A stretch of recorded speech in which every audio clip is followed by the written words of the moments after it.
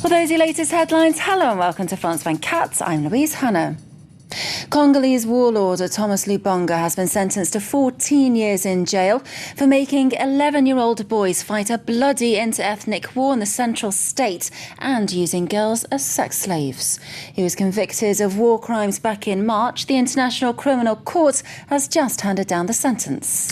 Well, the prosecution had been pushing for a severe sentence of 30 years.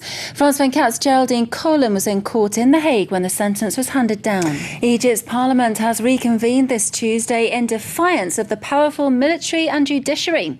Back in June, the Supreme Constitutional Court, backed by the army, dissolved the Islamist-dominated parliament, saying that parties had won seats set aside for independence.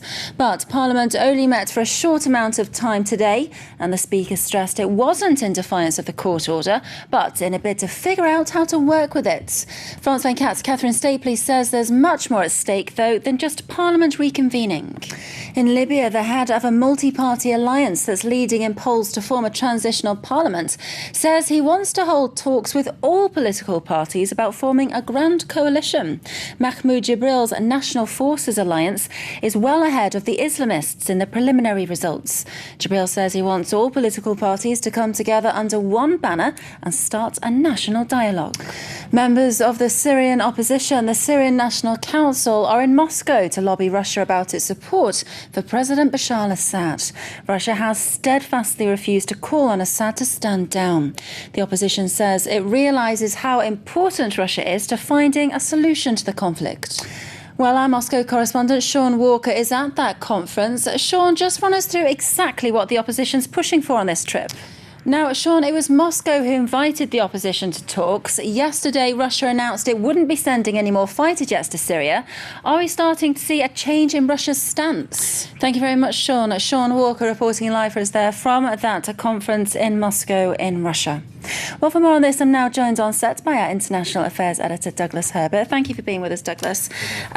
Doug, what's Moscow doing inviting the Syrian opposition to talks? OK, well, thank you very much, Douglas Herbert, our International Affairs Editor there.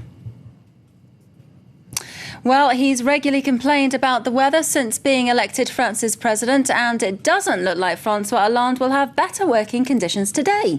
He's off to the UK, his first trip across the Channel since moving into the Elysée.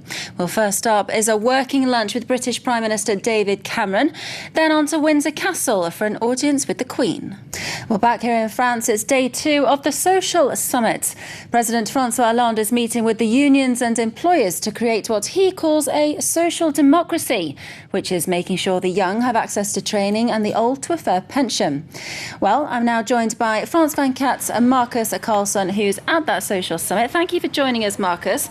Marcus, this is a big deal for Hollande. He made it one of his pillars of his presidential campaign. How's his ideas of social democracy gone down there? Thank you very much, Marcus. That was Marcus Carlson reporting live there for you from that Social Summit here in Paris. That's where we leave it for now. Do stay tuned, though. We're back in 20 minutes.